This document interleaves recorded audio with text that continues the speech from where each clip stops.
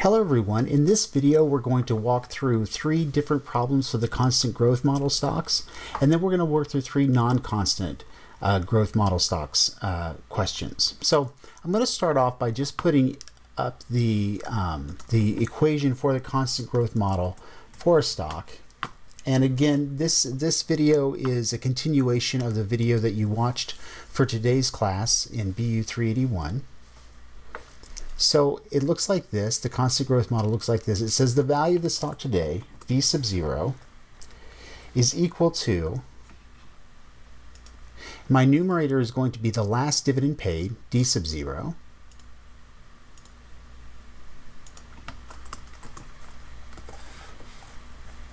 multiplied by 1 plus the constant growth rate. And then my denominator is going to be the required rate of return on equity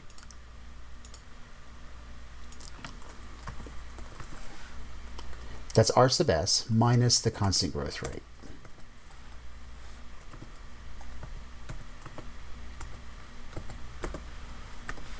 Okay. So again, V sub 0 is the value of the stock today. D sub 0 is the last dividend paid, the last annual dividend paid for the stock. G is the constant growth rate of that dividend. R sub S is the required rate of return on equity. And then G is the constant growth rate again. So in our first example here, we have a stock. If the last annual dividend paid for this stock was $2 per share, the required rate of return for the stock is 10%. That's our R sub S. And the constant annual growth rate is 6% for the dividend. What is the value of the stock today? And so I'm just going to use my equation here. I'm going to copy that, bring it down here. My last annual dividend was $2.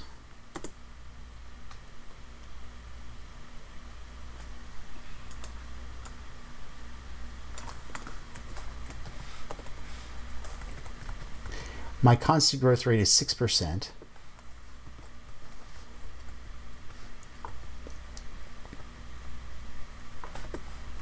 To 0.06. And then my denominator is going to be 0.10 minus 0.06.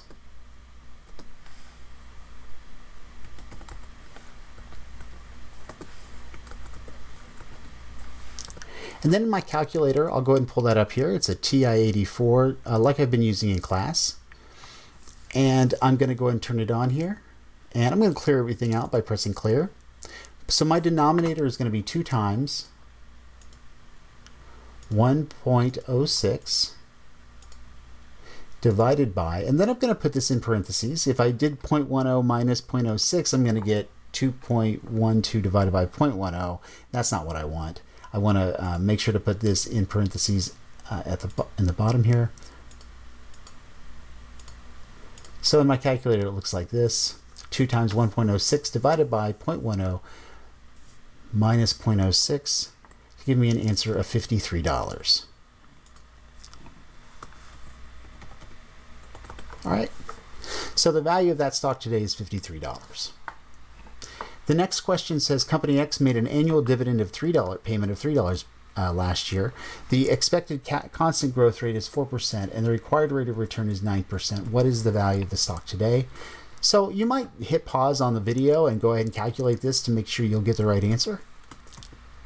These are pretty straightforward questions. The more complicated ones are the ones coming up with the non-constant growth rate. So in this case, my last dividend paid was $3 per share. My constant growth rate is 4%.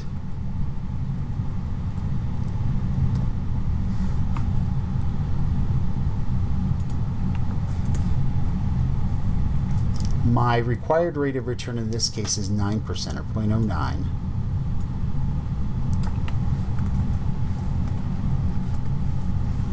And again, my constant growth rate is 4%.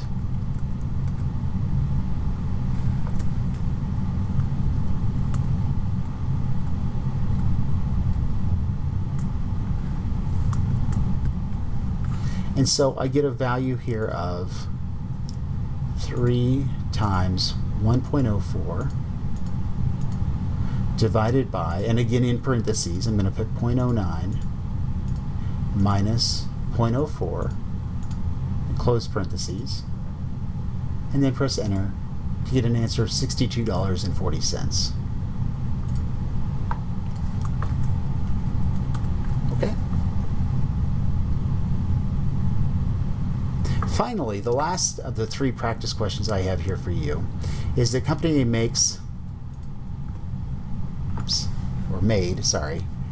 there we go, let's fix that. Made an annual dividend payment of $1.50 last year. The constant growth rate is 3%, and the required rate of return for the stock is 12%. What is the value of the stock today? So again, I'm going to take that equation that I have up here.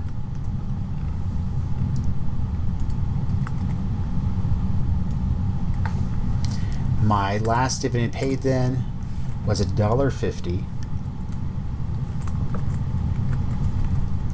My constant growth rate is 3%, or 0.03.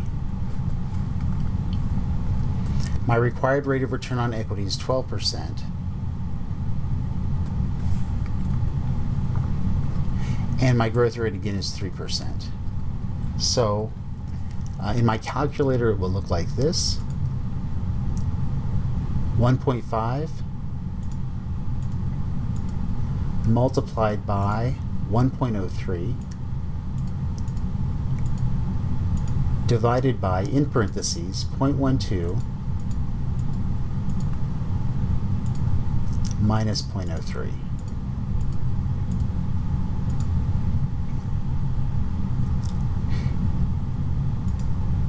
And I get an answer of $17.17.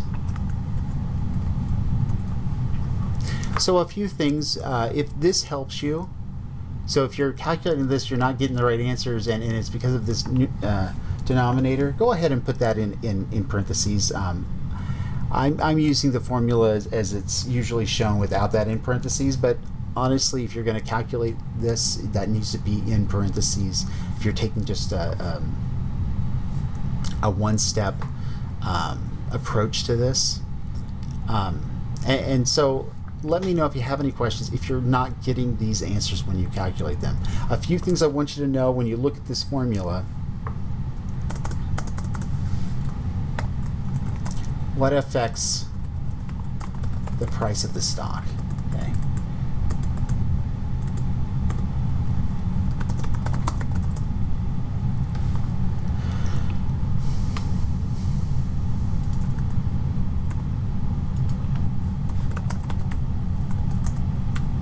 So a higher dividend, so if you start out with a higher dividend, this is going to increase, it's going to result in an increase in the price of the stock.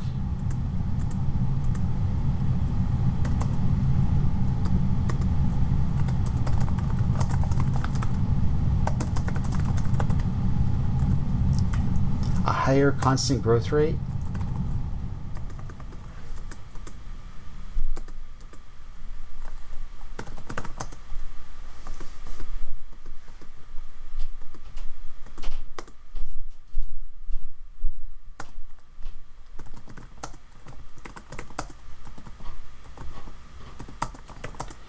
will result in an increase in the price of the stock. And then finally, a higher required rate of return, that R sub S, will result in a decrease in the price of the stock.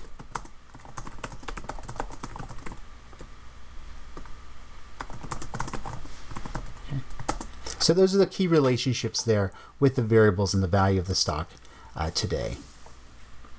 So now we're going to look at non-constant growth model stocks. And before we get into that, I want to take this equation here and I want to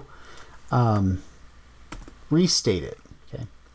So what we're going to be looking at with the non-constant growth problems is, for most companies, when they start paying a dividend, their dividend growth rate is going to be high to start with. Okay, so they start paying a dividend and they have switched over from being a high growth company where they're taking all of their earnings and they're reinvesting those earnings, where they're going to start then saying, okay, we're not going to reinvest all our earnings now, we're going to pay a dividend out. And that dividend is not necessarily going to be at a constant rate. that instead it might be non-constant to start with. It might be kind of high to start with, and then after a while they have to decrease that dividend growth rate down to a level that is sustainable over the long term. So when we deal with non-constant growth models stocks, in other words, generally high growth rate in the dividend to start with, going down to a sustainable long-term growth rate in the long run, we have to adjust our prices based on that. We have to figure out, generally we're estimating when that company is going to hit that constant growth period. So that period at which the company's dividends hit that constant growth rate is called the horizon period.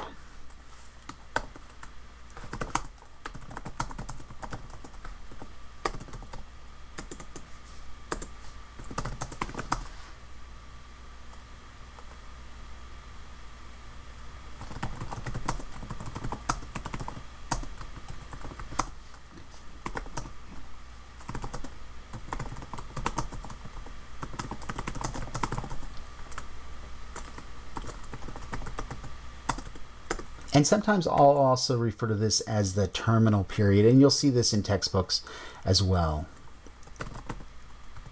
Okay, so we're going to call this period H. Okay.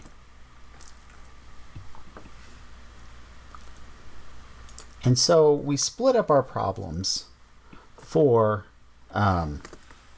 non-constant growth models into the period before the horizon period and the horizon period. And in your notes, you'll see the equation that shows that we calculate the value of the stock today as the dividends during the non-constant period discounted back to today at the required rate of return, plus the horizon value discounted back to today at the required rate of return. So the horizon value is V sub H. Okay, and I'm using this equation here, so you might want to go ahead and do this as well. I'm going to copy this. So V sub H is equal to D sub H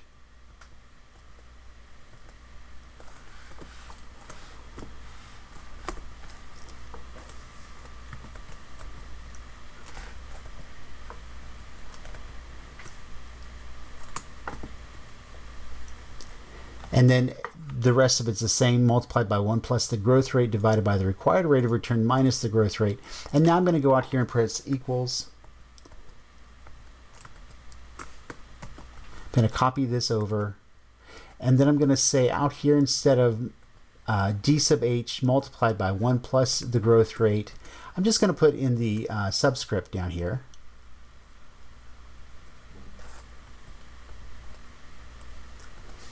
The term plus 1. Okay. So the dividend at time H plus 1 period divided by the required rate of return minus the growth rate is equal to the horizon value of the stock. Okay. And we're going to use that equation now as we go through these three problems. The first problem says Company Q had an annual dividend of $2.50 last year. So that's our D sub 0.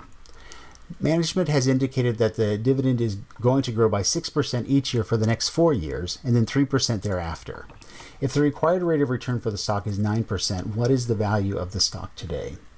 Okay, so a few things we want to start off with. When is H? Okay, when is our H period? Our H period is going to be, so we have 6% for 4 years and then 3% thereafter. So H period will be period 4. So the horizon period is period 4, or time 4, year 4.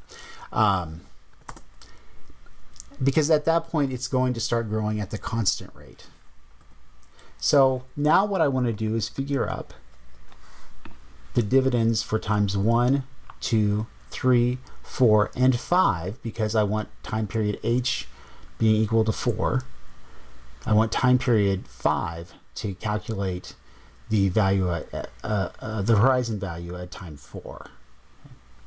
So I'm just going to go in here and calculate that out. So I'm going to say at the end of year 1, the dividend And this is going to be, sorry, D sub 1 is equal to 2.50, my first dividend, multiplied by 1 plus the growth rate,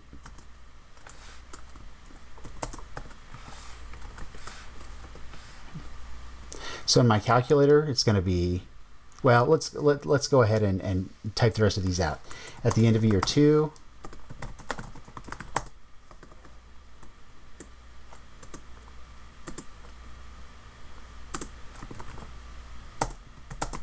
the dividend, comma, D sub 2 will be equal to, and we'll calculate that out here in a minute. At the end of year 3,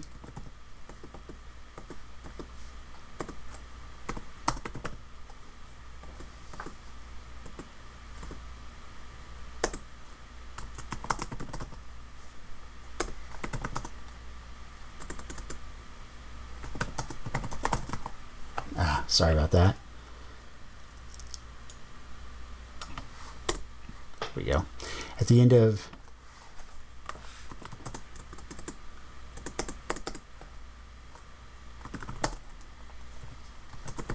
the dividend, D3, is equal to, at the end of year 4,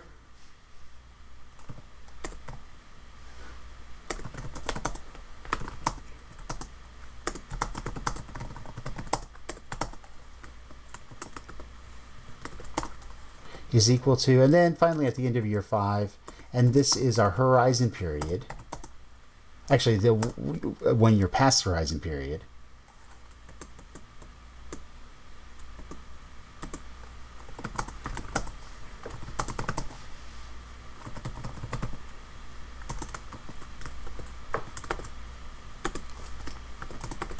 And what that's equal to. So I'm going to go ahead and open up the calculator now. I'm going to calculate all my little dividends here. So I'm going to turn it on, clear everything out. I have 2.5 multiplied by 1.06. That's going to be equal to 2.65. So the dividend at time 1 is $2.65. The dividend at time 2 is going to be that 265 multiplied by 1.06.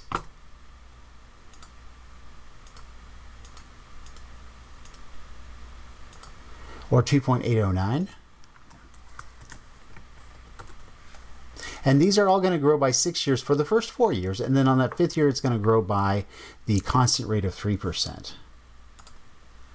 So next year I'm going to multiply that by 1.06.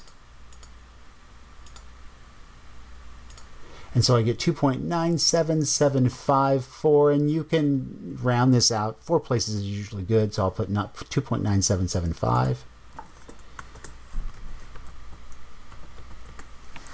Year 4, then the dividend, again, we're going to grow it by 6%.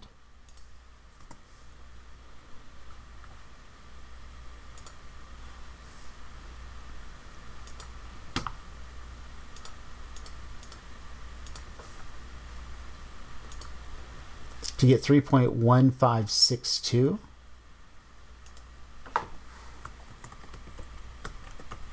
And then finally, this is the point in time. So D4, time 4, actually, is the horizon period. Horizon period is time 4. At that point, the stock begins to grow at the constant growth rate of 3%. So now we're going to multiply this value, the 3.1562, by 1.03.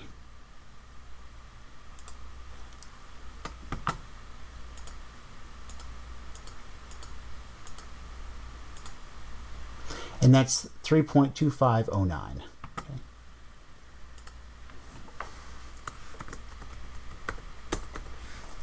At time 4, the value of the stock, using the equation we have up here, so I'm going to go back to this equation.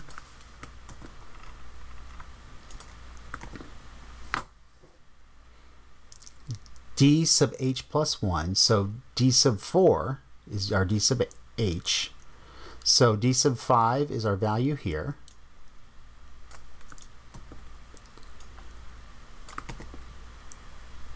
divided by a required rate of return of 9%, and that's in the problem up here. The required rate of return is 9%.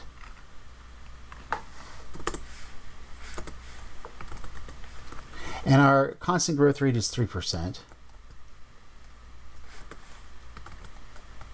And so our horizon value is equal to 3.2509 divided by 0.06.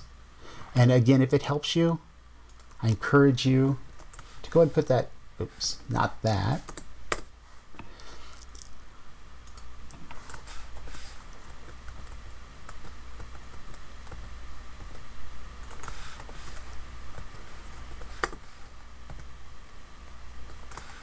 There we go. So our horizon value is equal to 3.2509, this value here, divided by 0.09 minus 0.03 is 0.06. So $54.18.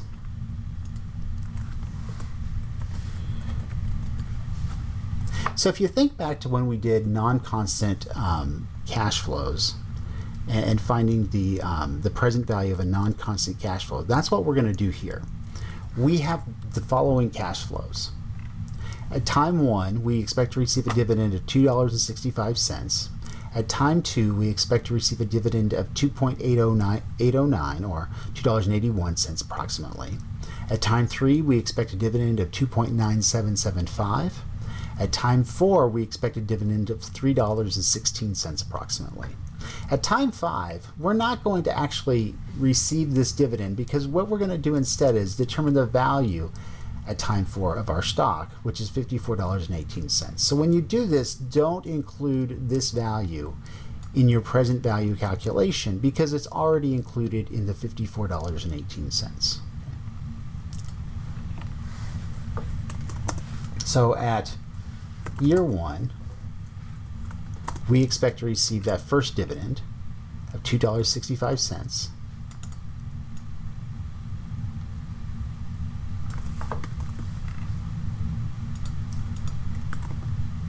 At year 2,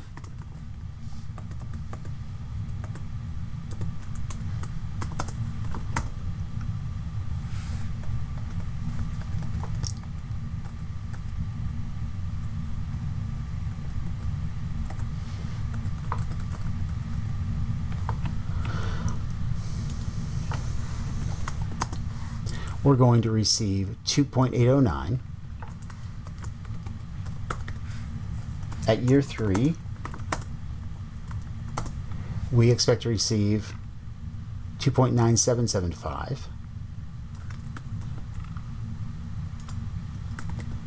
And then at year 4, we expect to receive a dividend of $3.16 approximately. Plus, we can sell the stock at that time for $54.18.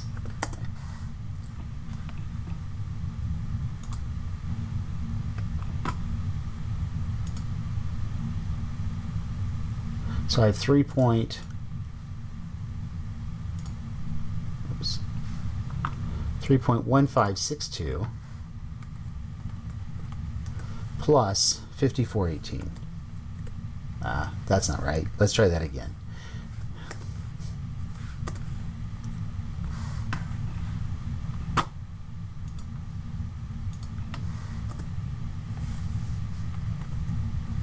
$3.1562 plus 54.18 gives us a value of $57, and I'll just round it to 34 cents.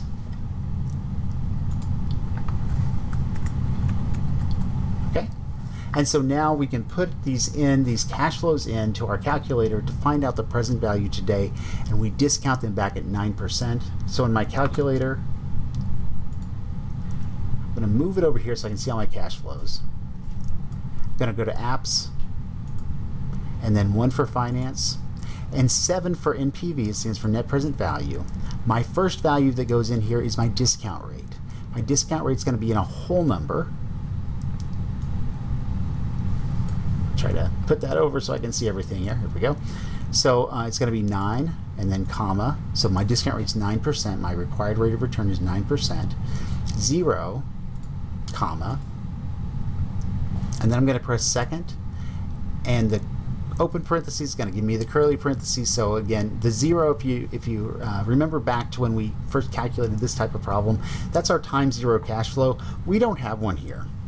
Okay, don't use the time 0 dividend as your cash flow, because that's already happened. We're not going to receive that. What we're trying to figure out is what is the value today of this stock.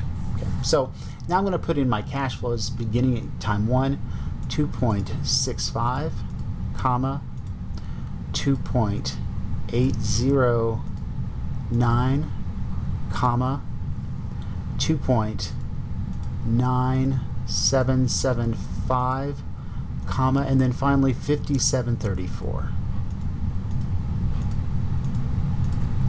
And press second. I'm going to close my curly parentheses. I'm going to close my regular parentheses, and I'm going to press enter, and I get a value of $47.72. So the value of my stock today, V sub 0, is equal to $47.72.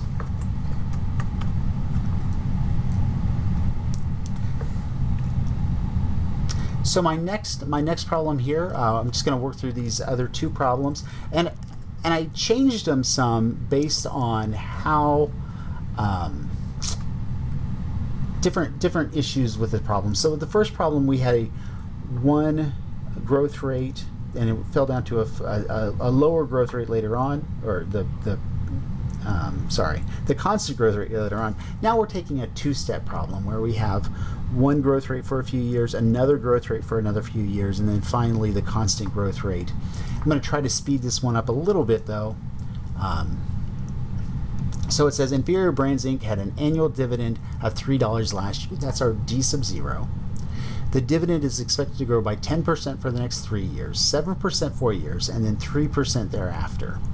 Okay, so my horizon time period is going to be 3 plus 4, or 7.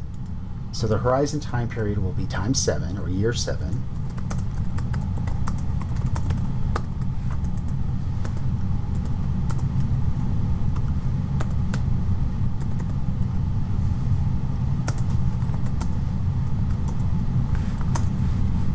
That's the point in time that I'm going to determine the value of the company, or the value of the stock at, because that's when I can use that constant growth model to determine the horizon value.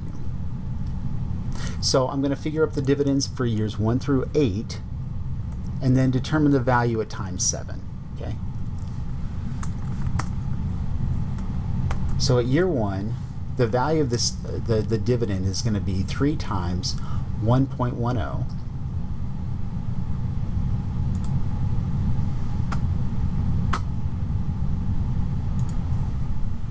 So my dividend multiplied by 1 plus the growth rate of 10%, or $3.30. Year 2, the dividend is going to be, again, we're going to grow by 10% for the first 3 years. So it's going to be 3.3 multiplied by 1.1 to give me $3.63. Year 3, we're going to multiply this again by 1.1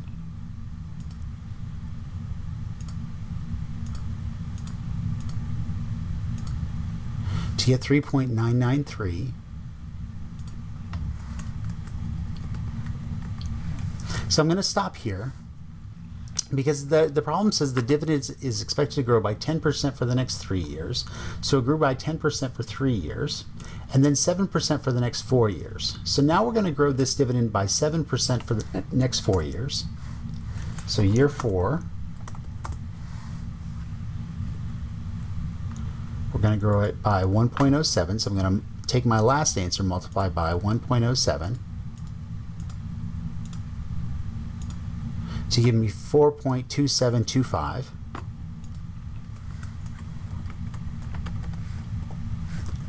Year 5,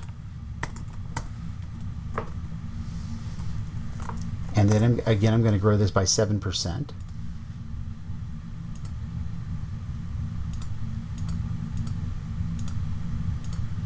To give me 4.5716.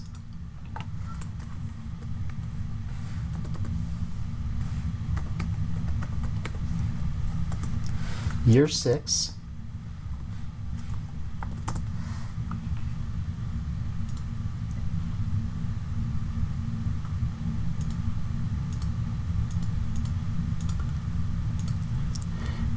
Give me 4.8916.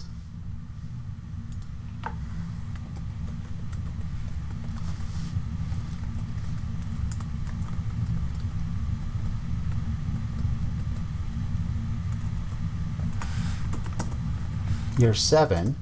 So remember, my horizon time period is year 7. So I'm going to calculate the value here, again using the 7% growth rate. To give me 5.2340. Oops, sorry, that should be a dollar sign.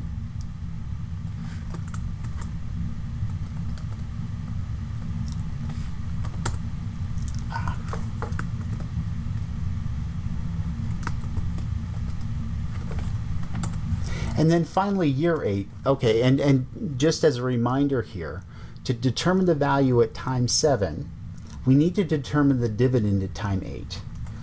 So the dividend at time 8 is going to be the previous year's dividend multiplied by 1 plus the constant growth rate. Our constant growth rate in this case is 3%. Times 1.03. Gives me a value of 5.3910.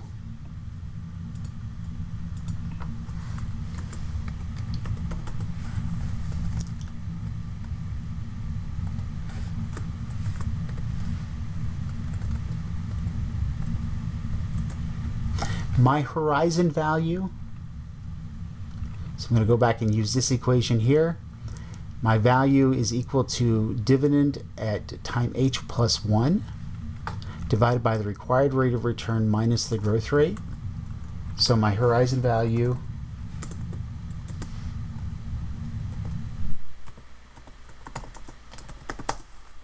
is equal to 5.3910 divided by my required rate of return of 12%, 0.12, minus 0.03, my constant growth rate, which gives me a value of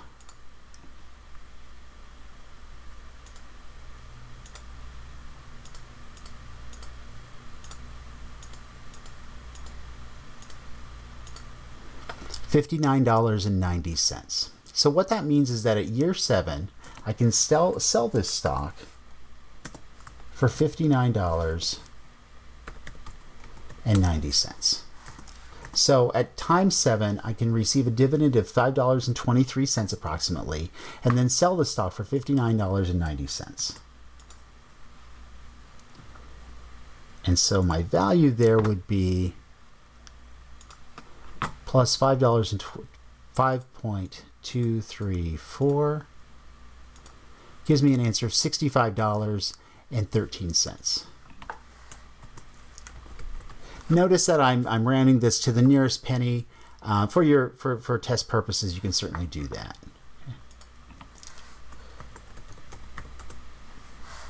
So now what we're going to do is we're going to put in these cash flows. Mind you, we don't include time 8 because that's included in the horizon value that we're putting at year 7. So I'm going to just cross that one out. I'm going to put in my cash flows here and find the present value of these to find the value of my stock today. Okay. So again, here I'm going to do it a different way. The last time I showed you how to use just that NPV and going straight into that. Because I've got a lot of them here, I don't want to, maybe I need to use these cash flows for another problem. So I'm going to do this time a little bit differently. And you do how works best for you, but I'm going to go here to stat and then 1 for edit. I'm just going to put my cash flows into list 1 here. So I'm going to put in 3.3 and then down 3.63 down 3.993,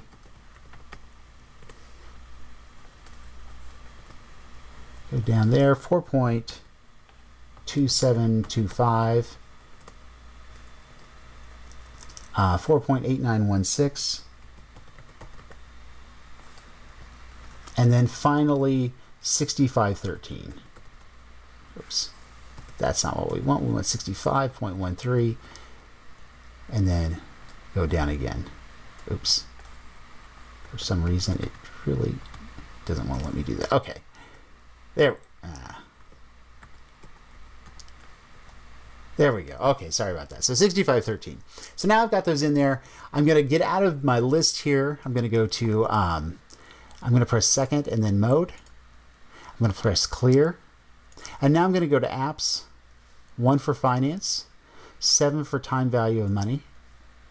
My discount rate is 12% this time. My required rate of return is 12, so I'm going to put in 12, then comma, and then 0, and then comma. And now instead of putting in all the curly parentheses and all that, now I can just press alpha and 1, because it pulls up list 1 down here. Oops, let's try that again. Sorry, it's not alpha, it's second. I'm going to press second and 1. Sorry about that. There we go. I'm going to close the parentheses. So that's what everything looks like. I'm going to press enter, and I give it a value of $47.17. So that is the value of my stock today. So my value at time 0 is $47.17. All right, so now last question. I made this one a little bit easier because I wanted to show you something here where the growth rate, the non-constant growth rate, is greater than the required rate of return. And I want to show you this so you'll practice it, and because sometimes what I see on the test, well, people will just skip over that portion of the problem where they're figuring out the dividends in the future, and they'll just go ahead and take that non-constant growth rate and subtract out, or excuse me, they'll take the required rate of return and subtract out that non-constant growth rate. If you did that here, you'd get a negative number for your price or your value today. So we don't want to do that. Shop Smart, Shop S-Mart. It's my favorite store, especially at this time of year. So what I want to do here is, again, I'm going to have an annual dividend payment of 0.75. That's D sub 0. Okay. That's my last annual dividend paid. What I'm concerned with as the person buying this stock is what my next dividends in the future that are going to be paid are. So I'm going to figure up D sub 1, D sub 2, D sub 3, D sub 4, and then time 4 is my horizon period. So I need to figure up one dividend past that at D sub 5. Okay. So D sub 1, that's the dividend in 1 year, is going to be equal to 0.75 multiplied by my non-constant growth rate of 10%. So 0.75 multiplied by 1.1 is equal to 0.825.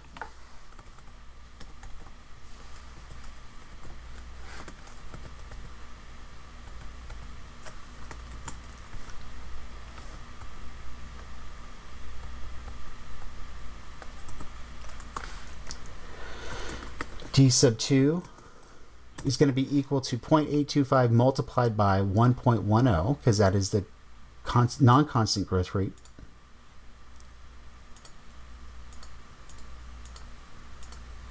To get 0.9075.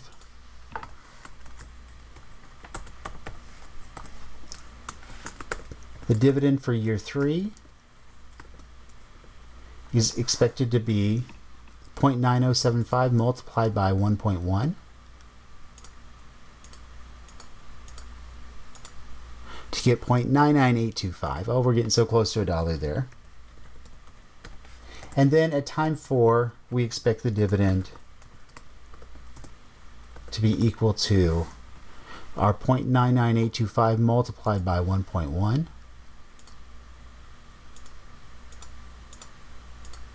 Oh, and that's not right. Sorry about that.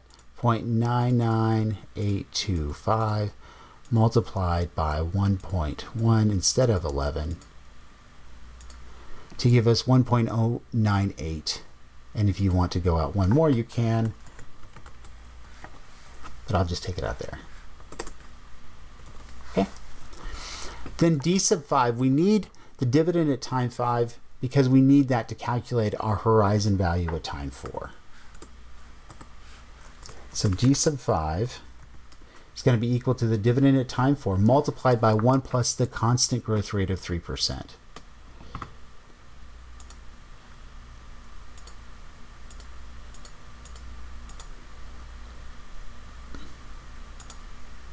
To give us 1.1310.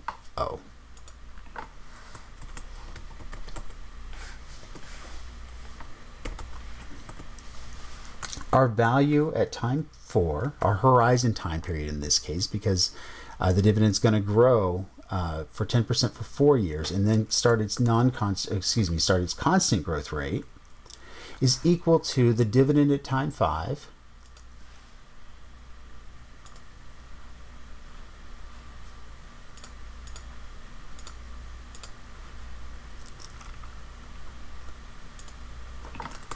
So it's our dividend at time 5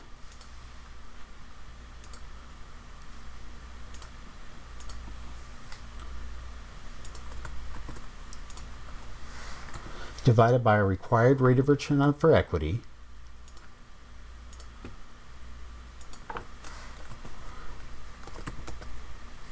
minus our constant growth rate. And what that's going to be here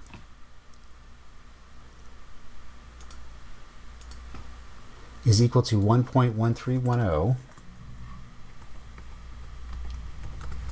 divided by my required rate of return of 9%, 0.09, minus 0.03, my constant growth rate,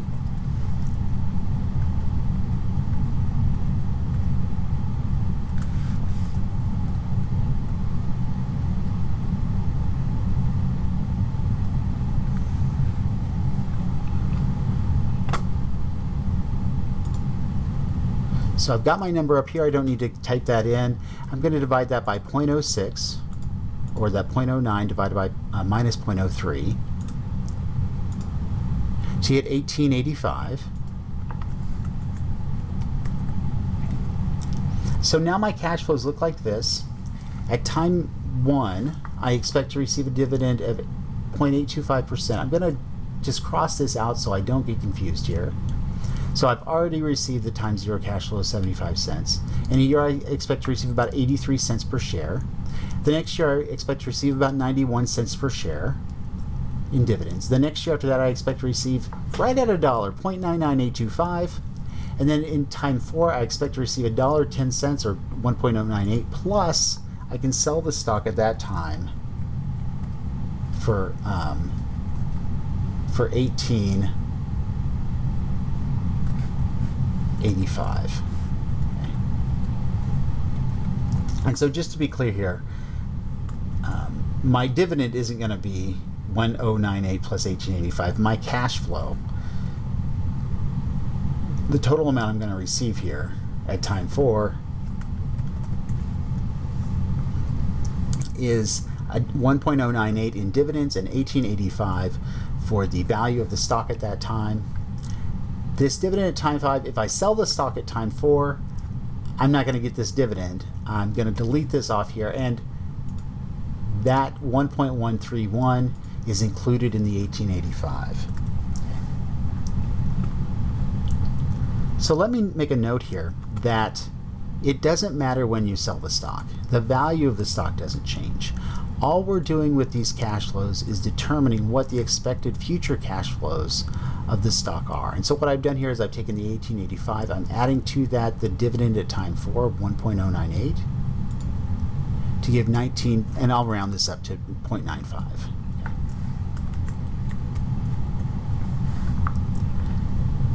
So again, all I'm doing here is figuring up the future expected cash flows from this investment. And what you can actually do is, in a wider sense, take any investment. You can calculate the value of that investment today by taking the future expected cash flows you will receive from that investment and discount them back by the required rate of return. So if you're looking at a rental property, you can figure on a monthly basis, how much cash should I get from this rental property? Take that out into the future as far as you can, or at least until maybe you say, okay, I'm going to own this house for 5 years. I'm going to rent it out for 5 years, and then I'm going to sell it, and kind of determine what the value you expect it to be in 5 years is. Then you can discount that all back to today to determine what the value of that investment is for you today. You can do that with any investment at all. As long as you can estimate the cash flows and you know what the required rate of return is for that investment, you can determine the value today. That's all we're doing here with these stocks. So let me finish this one up here. I will use the original approach. I won't go out to the list. I'll just put in the cash flows here.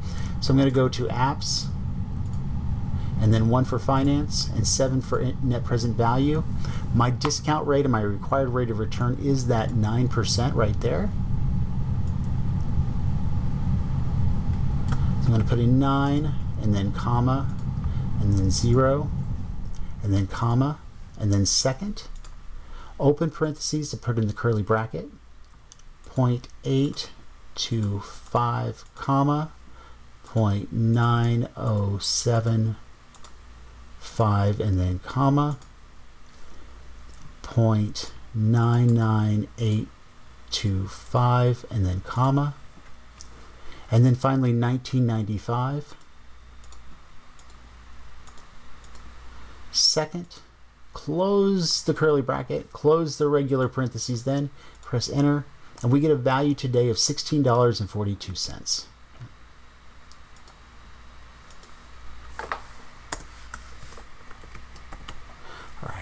So that's our value of that stock today. I know that these can be complicated problems. That's why I wanted to work several of them for you, and I'm happy to work more for you. Please go through these problems. Please work them out on your own. Let me know if you're not getting the same answers, and I'm happy to sit down with you and go over the inputs on the calculator, or some of these ideas about horizon values, if that would help you. Again, please let me know if you have any questions, and I hope you have a good day.